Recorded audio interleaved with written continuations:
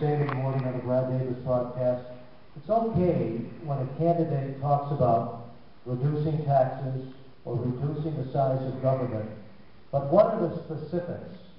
So, to that end, that is our second and final question to our candidates tonight. Beginning with you, Oz, specifically, how would you go about reducing state government? I think just repeat a couple of things I said earlier. First of all, I think this is probably at least a 4-year issue. I don't think you're going to solve everything and bring everything under control within the first 2 years. There are significant issues that we're facing fiscally that are going to require a lot of hard work, of bringing people together to talk and analyze issues and bring solutions to the table. But I'll repeat 3 of them. I think I've said these earlier. I'll just repeat them. One, we have to ask the unions back to the table, have them back to the table to talk about everything from work rules to the cost of the benefit packages that I mentioned earlier. This is really serious things that you bring, not to demonize anyone. There are a lot of great folks in state government, but the cost of those total packages and the number there need to be talked about seriously. That would be one at the top of the list. I mentioned the idea of looking hard at things like consolidating entities in the higher education system. I mentioned earlier. Do we need 2 hierarchies to run some very high quality schools? But you saw yesterday that the UConn board is likely to increase tuition room and board by, I think it's 6%. Are there different ways that those costs can be controlled by eliminating some of the infrastructure? A third example I would use is really how can we use municipal aid in a constructive way to ensure that we're looking at more regional delivery of municipal services. This is not just a state budget problem, and those of you in town government know, and Mark knows it better than anybody up on this platform, this is a municipal issue as well. And if we have 169 of everything and not look at how we can consolidate and deliver services more efficiently, we're missing a tremendous opportunity. So those are 3 examples of things that I would put on the table and actively and aggressively explore. Thank you, Oz. Ambassador Foley. Well, I think the things that I've learned in the private sector are very applicable to government. The chief executive officer doesn't really decide where expenses are going to be cut in business, but they are responsible for setting goals. As I said, I think in this session, were I governor today, I would be setting a goal of reducing expenses by $1 billion. I would sit down with the legislature and try and figure out with them where the most fair and balanced reductions can be made while still preserving the services that the citizens expect and deserve. And you would first look in areas where there's waste and duplication, of which there's a lot. We have 3 state development agencies, CDA, DECD, and Connecticut Innovation.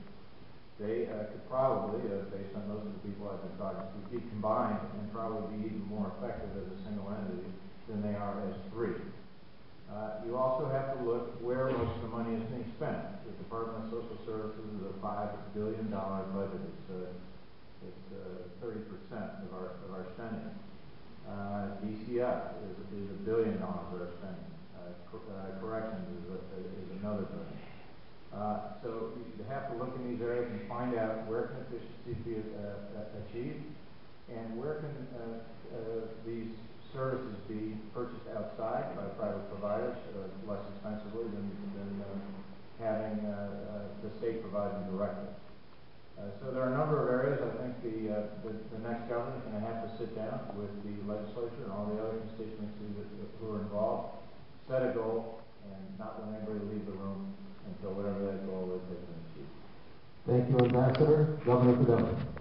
Yes, thank you. You know, one of the main differences, Tom said earlier, he's not an inside politician, doesn't have experience, but you just can't say, I'm going to cut $1 billion. If you can say that, why I say we're going to cut $2 billion.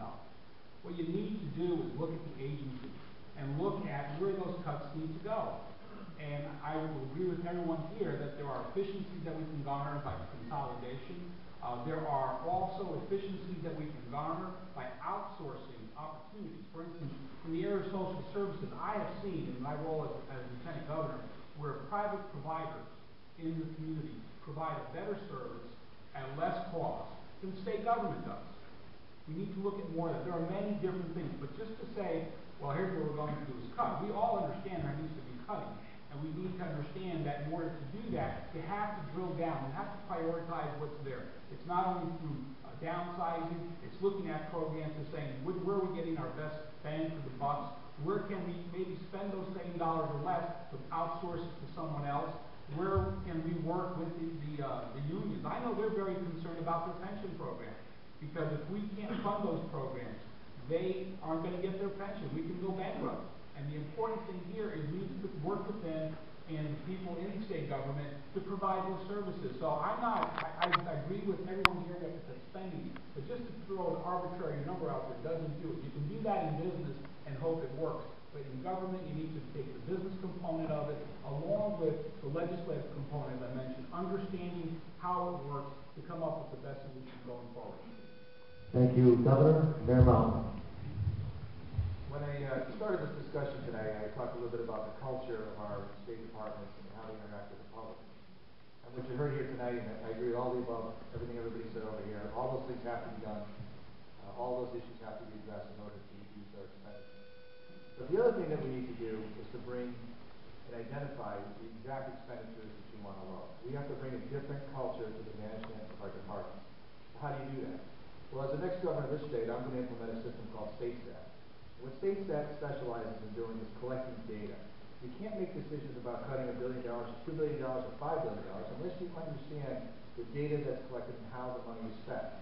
Every 2 weeks in my administration, key department heads will be standing in front of myself and my team of administrators, explaining every single expenditure they made for the last 2 weeks, identifying how they spent that money, where they spent it, whether there's overages or underage in their allotment of dollars for that year, so that we can take a better look and have better analysis and data of how our money is allocated and where it's spent.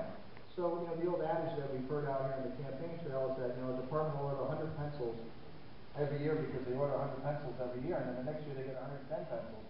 But nobody asks them, how many pencils are you really using? And so by having people held accountable every 2 weeks for their expenditures, their employees, their projects, their goals, their outcomes, we'd be better able to identify where those dollars are going, how we spend it, and then we can lower costs. And incidentally, I'm going to put those meetings on CTN. You're going to be able to watch your department heads that you pay for answer very difficult questions about the operations of their budgets, and certainly be able to identify savings in each of those departments, and so that overall we can bring down our debt.